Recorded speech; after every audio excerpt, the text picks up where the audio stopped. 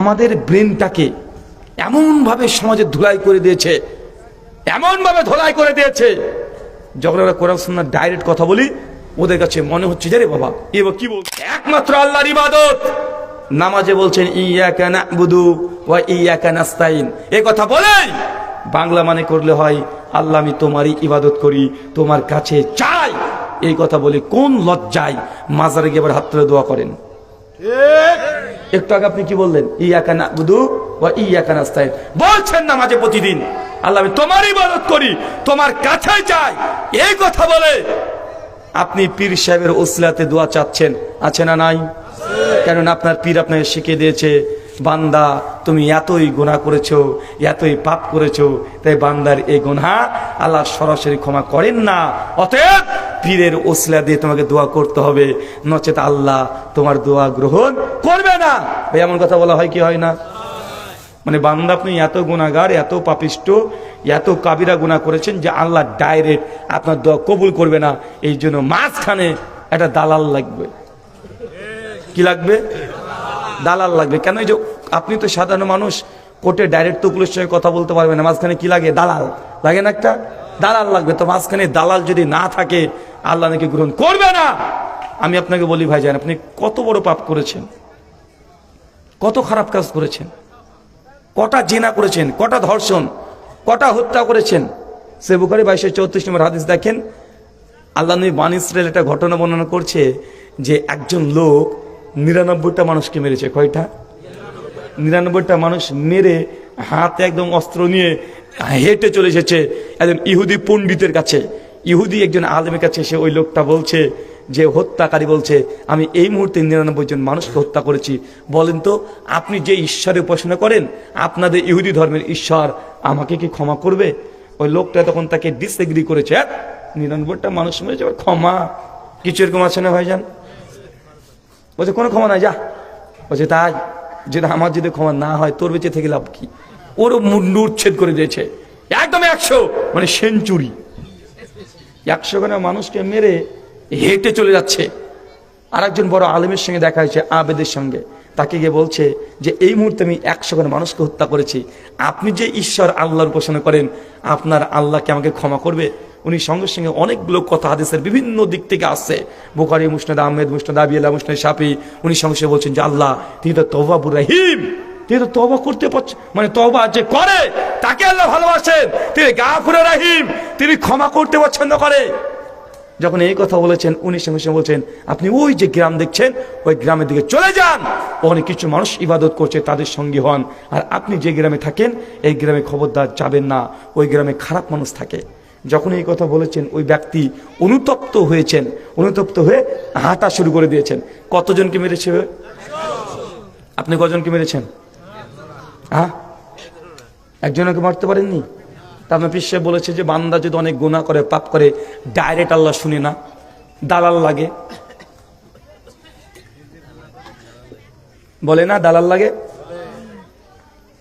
হাদিসে আসছে আল্লাহ নবী বলছেন ওই মানুষটা যেতে যেতে মাঝখানে মারা গেছে। মানে আল্লাহ যে ঘটনা ঘটিয়েছেন কেন? এই আপনাদের মতো মানুষকে বুঝাতে, আপনাদের মতো মানুষকে বুঝাতে যে আল্লাহ যে তওয়াবুর রহিম, আল্লাহ তওবা করতে ভালোবাসে, বান্দা তওবা করে না। মাঝখানে মারা গেছে, দুটো ফেরেশতা চলে এসেছে, একটা আযাবের ফেরেশতা আর একটা জান্নাতের ফেরেশতা, রহমতের ফেরেশতা। রহমতের ফেরেশতা বলছে কি জান্নাতে নিয়ে যাবো, আযাবের ফেরেশতা 100 জন মানুষকে মেরে যাও জান্নাতে নিয়ে যাবে, ও ধরে টানাটানি করছে, ও একদিক দিয়ে টানে, এ একদিক দিয়ে টানে। এটা কোনো কেচ্ছা খায় না, বুখারী মুসলিমের হাদিস।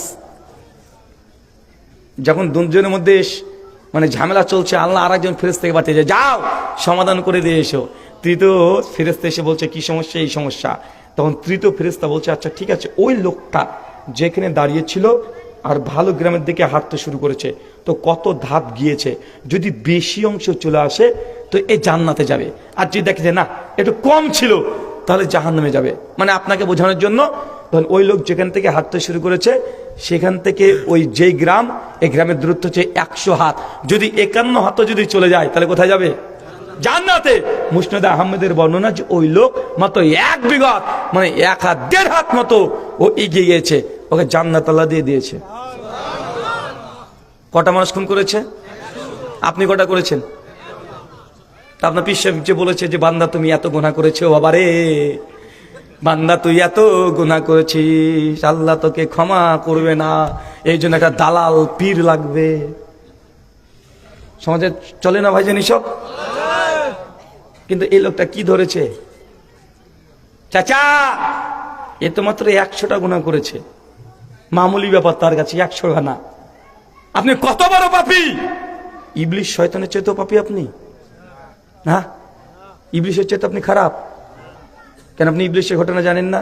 সূরা আরাফের 14 থেকে 20 নম্বর আয়াত, যখন আল্লাহ জান্নাত থেকে ইবলিশকে বলছে যা বের হো, আদম হাওয়া তোমরা যাও, আর চলবে না জান্নাতে তোমাদেরকে। যখন আল্লাহ চূড়ান্ত সিদ্ধান্ত, তখন ইবলিশ শেষে বলছে আল্লাহ তুমি তো সবই জানো সবই বোঝো, এই আদমের জন্য আমাকে আজকে দুনিয়াতে ফিরে যেতে হচ্ছে, তো তোমাকে যে শেষবারের মতো একটা জিনিস চাওয়ার আছে আমার, তুমি দিবে? কে চাচ্ছে বলেন তো? ইবলিশ শয়তান। কত বড় খাটার দেখেছেন? মানে জান্নাত থেকে নেমে আসবে দুনিয়াতে, তার আগে আল্লাহ কাছে চাইছে ডাইরেক্ট, আল্লাহ তুমি দিবে আমাকে? আল্লাহ তুই শেষবার কি চাইছিস চা। সে বলছে আল্লাহ এই আদমের সন্তানের আমি যেন শিরাই শিরাই রগে রগে চলতে পারি, এই ক্ষমতা আমাকে দিয়ে দাও। বলেন তো আল্লাহ তার দোয়া কবুল করেছে কি করেনি? তো শয়তান ইবলিশের দোয়া যদি আল্লাহ কবুল করতে পারে, আপনি কত বড় শয়তান, কত বড় শয়তান আপনি যে আপনার দোয়া কবুল হবে না, মাঝখানে পীর মানে দালাল লাগবে। মানে আমাদের ব্রেনটাকে এমন ভাবে সমাজে ধুলাই করে দিয়েছে, এমন ভাবে ধোলাই করে দিয়েছে, যখন আমরা কোরআন সুন্নাহ ডাইরেক্ট কথা বলি ওদের কাছে মনে হচ্ছে যে রে বাবা এবার কি বলছে, কিন্তু এটাই কোরআন, এটাই হাদিস।